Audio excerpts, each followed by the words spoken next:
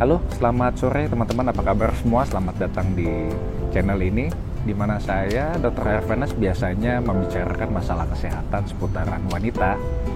Terima kasih ya untuk teman-teman yang selalu mendukung saya.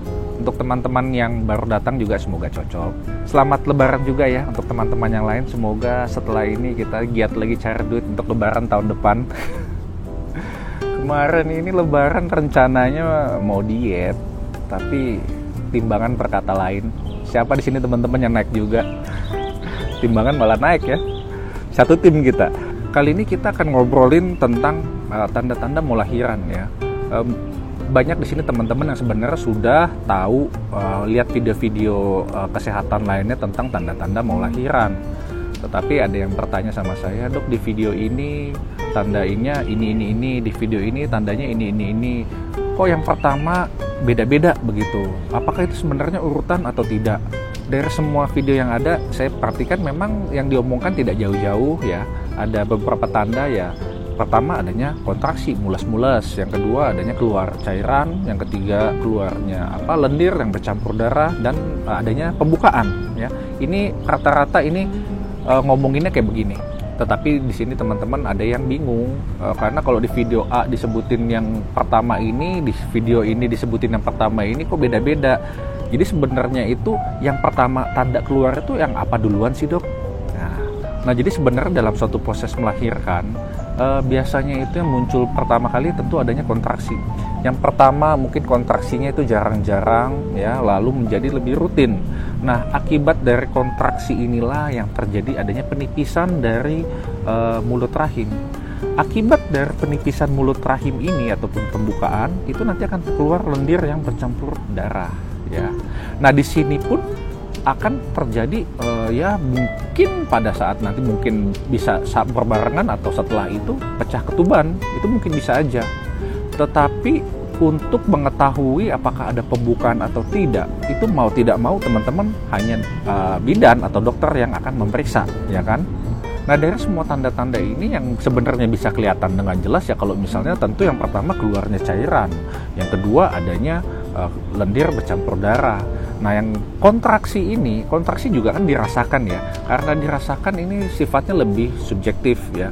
Memang ada yang bilang, "Dok, saya kontraksinya udah ada nih, Dok, setiap reguler dah pokoknya gitu kan. Ada setiap berapa kali menit gitu." Tapi pada saat dicek ternyata masih belum pembukaan, kan ada ya. Apalagi yang hamil-hamil pertama itu biasanya sudah mulai baru ada mules-mules dikit udah takut. Berbeda lagi dengan yang sudah hamil ketiga keempat, ada mulus-mulus, ini gue dulu biasa aja kok, tahu-tahu pada saat datang ini udah mulus, udah mau lahiran, udah hampir 10 ya, hampir lengkap ya, itu kan ada ya. Jadi sebenarnya kontraksi ini memang agak sedikit subjektif, tetapi sebenarnya kalau mau dihitung itu bisa ya.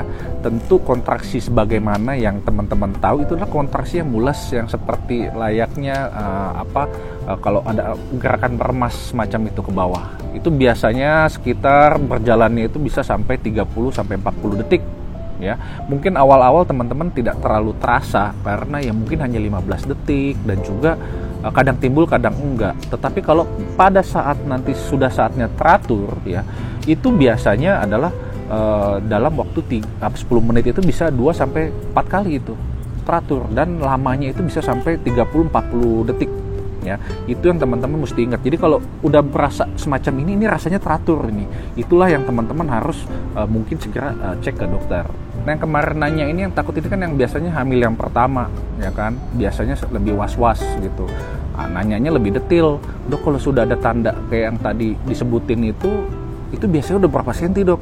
Nah, jadi sebenarnya itu tidak ada patokan ya teman-teman. Apabila teman-teman sudah ada kontraksi yang reguler ataupun keluarnya lendir campur darah, apakah ini sudah pasti 4 cm atau mungkin ini 5 cm atau 6 cm ataupun 3 cm ya, itu sebenarnya tidak ada patokan.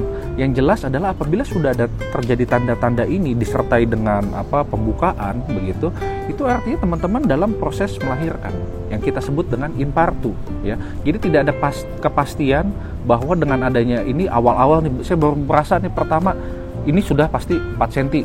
Teman-teman sudah tahu bahwa pembukaan aktif itu di sini bilang 4 sampai seterusnya ke atas ya kan. Ini kalau ada awal ini pasti 4 cm nih.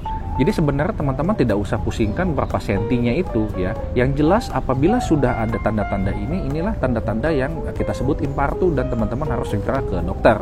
Nah lalu apakah harus menunggu semua itu lengkap dok untuk ke dokter? Nah ini pertanyaan bagus. Harus ada kontraksinya, keluar lendir, pecah ketuban begitu kan ya. Itu tidak jawabannya teman-teman ya. Jadi meskipun cuma ada salah satu tanda yang ada ya, misalnya pecah ketuban tadi, dan ini mungkin saja Anda pecah ketuban tetapi pembukaan belum ada gitu ya, masih mungkin 1 cm atau bahkan masih tertutup, itu mungkin saja. Nah pada saat inilah biasanya kita akan dilakukan induksi teman-teman, karena tidak mungkin pecah ketuban itu dibiarkan begitu saja ya, kemungkinan jeleknya kan nanti bisa infeksi naik ke atas kan. Selaput ketubannya itu kan barrier kita ya.